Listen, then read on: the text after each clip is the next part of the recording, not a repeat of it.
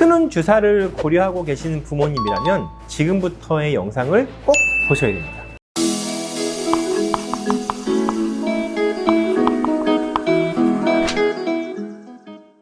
쌍둥이 아빠의 성장 이야기 담당 의사 최영현입니다.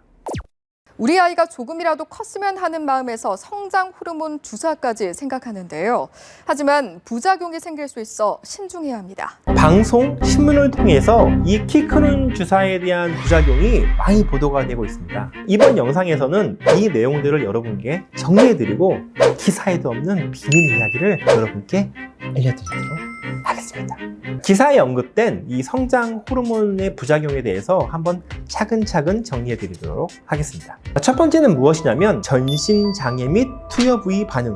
이름은 너무 어렵죠. 이게 무엇이냐면 통증, 멍 이렇게 나와 있는데요. 사실 이거는 성장 호르몬뿐만이 아니라 모든 주사를 맞을 때 나타날 수 있는 현상들이죠. 두 번째는 이 신경계 장애. 가장 흔한 것은 이 두통과 어지러움을 호소하는 경우가 좀 있습니다. 세 번째는 위장관 장애. 증상으로서는 구토, 울렁거림, 그리고 윗배가 아파요 이런 이야기를 하는 경우가 이제 종종 있고요. 네 번째는 이 피부 및 피하 조직의 장애. 말은 어렵지만 결국 피부가 불편하다는 뜻입니다. 두드러기, 가려움, 발진 이런 이야기를 이제 종종 하게 되죠. 근데 이런 내용을 자세하게 쭉 보면 사실 부모님들이 이런 생각을 하실 것 같아요. 그럼 우리 아이가 저 정도의 부작용 때문에 과연 치료를 하지 말아야 되나?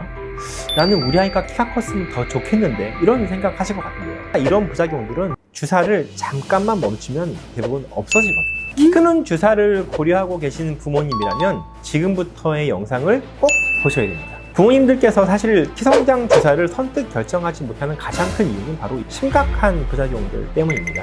이런 부작용들을 최근에는 전문가들이 어떻게 관리하고 있는지 솔직히 한번 다 말씀드리도록 하겠습니다.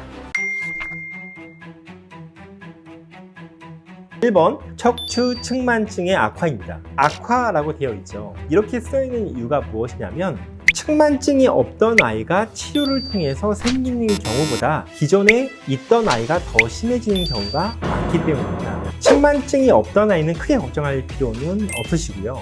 측만증이 생기는 것은 아닌지 이를 예방하기 위해서 자세를 바로잡아주는 운동을 관리해주고 있습니다. 두 번째는 혈당 상승과 인슐린 저항성 증가. 성장 호르몬이 가지고 있는 기능 중에 하나가 이 혈당의 상승입니다.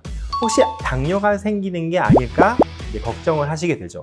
어렸을 때 짧은 기간 성장 호르몬 치료를 했을 때 당뇨가 생기지 않음이라고 하는 많은 연구가 이루어짐으로써 현재 이 부분은 크게 걱정하지는 않으셔도 됩니다. 세 번째는 여성형 유방입니다. 여성형 유방이 생기는 가장 큰 이유는 성장 호르몬을 관리할 때 성 호르몬도 동시에 증가하기 때문인데요.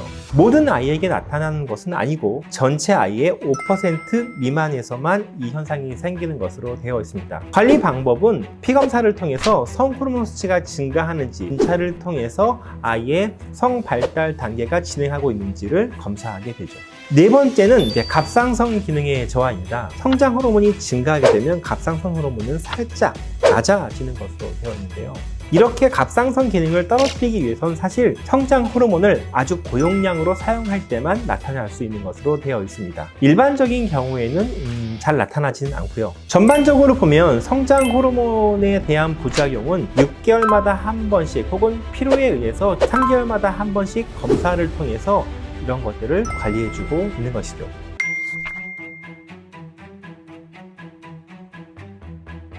사실 이 이야기는 지금은 없어진 이야기인데요. 최근에 한 보호자분께서 인터넷을 열심히 검색해 오셔서 저한테 물어보신 내용입니다. 두 가지가 무엇이냐면 첫 번째 백혈병, 그리고 두 번째 뇌종양, 특히 이 뇌수막종에 대한 이야기입니다. 키성장 치료를 하던 초기에 나왔던 논문에 있었던 내용이에요.